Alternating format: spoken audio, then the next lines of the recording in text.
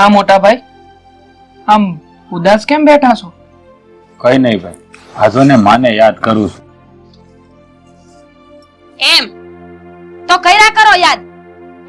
જેને પોતાના હગા દીકરાની કાઈ નટ પડી, તમને ઈ માં યાદ આવે છે? એમાં તમને માં દેખાય છે?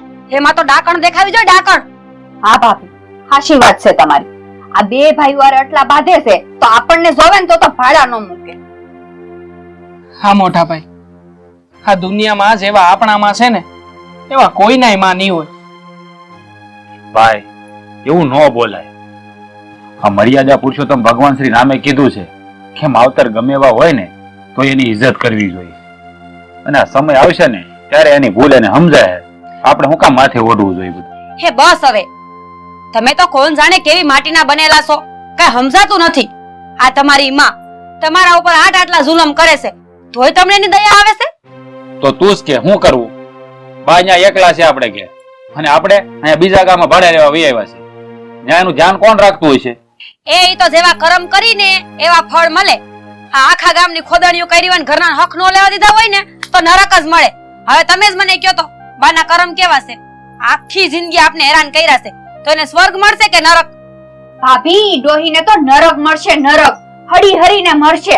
ઓલા ઈસ્ટીલના જીવડા પડશે એને. બસ કરો તમે બધા. આવે મારી માં વિશે બોલવાનું બંધ કરો. એ ગમે એવી તોય મારી માં છે, મારી જનેતા છે. એને મને જન્મ દીધો છે. એ ભલે મને નફરત કરે પણ હું તો એને પ્રેમ જ કરું છું. બિચારી મારી માં શું કરતા હશે?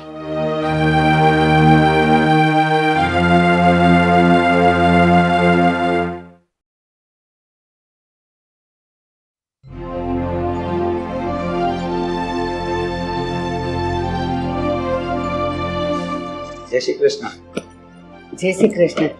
આવો વકીલ સાહેબ, બેસ. વંદે.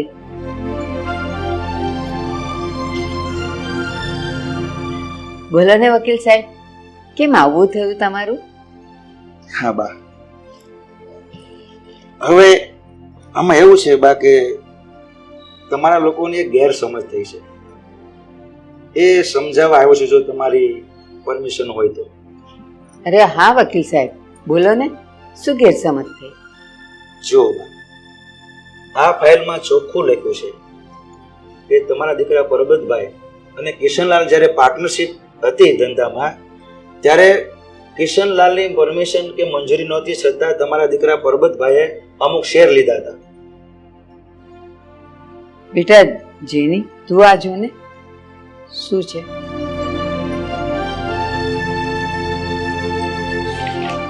જો બેટા, એમાં તારીખ સહિત બધું લખેલું છે અને એ સમયે શેરના ભાવ બહુ તૂટ્યા હતા અને ઘણું નુકસાન થયું.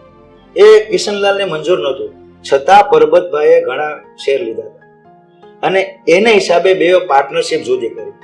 છતાં કિશનલાલે તમામ નુકસાની ભોગવીને પરબતભાઈને બધા પૈસા ચૂકવી દીધા.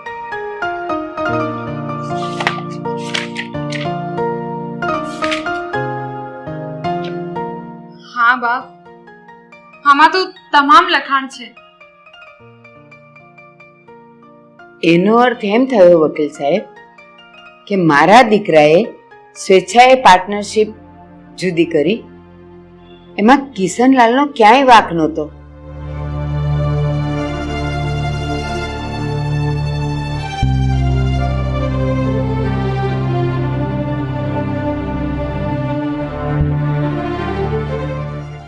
વકીલ સાહેબ, આ તો અમારાથી બહુ મોટી ભૂલ થઈ ગઈ.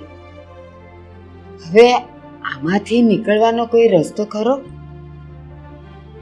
હા બા, આનું સોલ્યુશન થઈ શકે એમ છે અને આ ક્ષણમાં પણ થઈ શકે છે. પણ કેવી રીતે? એક મિનિટ. કિશનલાલ,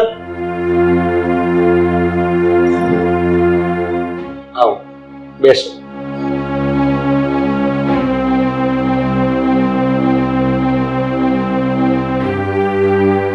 કિશનલાલ, કયા મોઢે હું તમને આવકારો આપું? સંતોષબા, આ તમારી જગ્યાએ કદાચ હું હોત ને તો હું પણ આમ જ કરત. આમાં તમારો કોઈ જ વાંક નથી, માટે તમે આ બધું ભૂલી જાઓ. અરે સંતોષબા, તમે કેમ રડો છો? જે થયું એ બધું ભૂલી જાઓ. અરે તમે તો અમારા માવતર સમાન છો. વકીલ સાહેબ, આ પાવર ઓફ એટર્નીની ફાઇલ હું કિશનલાલને સુપ્રત કરું છું. જેના સાચા હકદાર એ છે.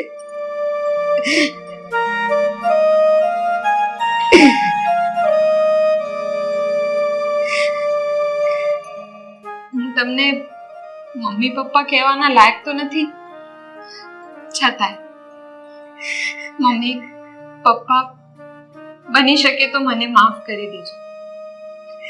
મેં તમારી સાથે બહુ મોટો દગો કર્યો છે. સંતોષબા, હું તમારી પાસે આ ફાઇલની સાથે સાથે બીજું કંઈ માંગુ છું, જો તમે શક્ય હોય ને આપી શકો તો. અરે હા કિશનલાલ, માગો તમે.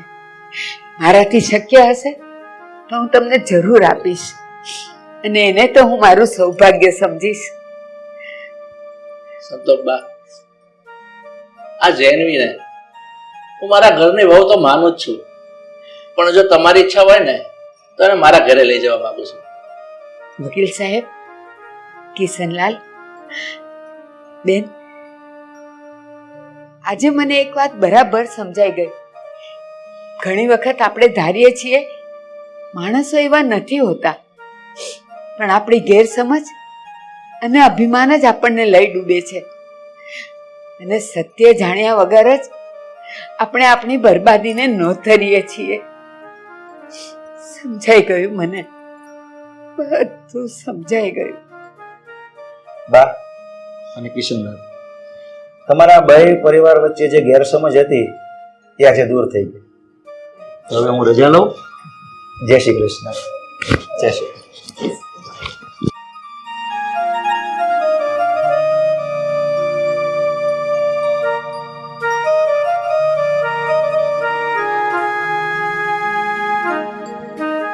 કિશનલાલ, આજે મેં મારી દીકરી તમને સોંપી.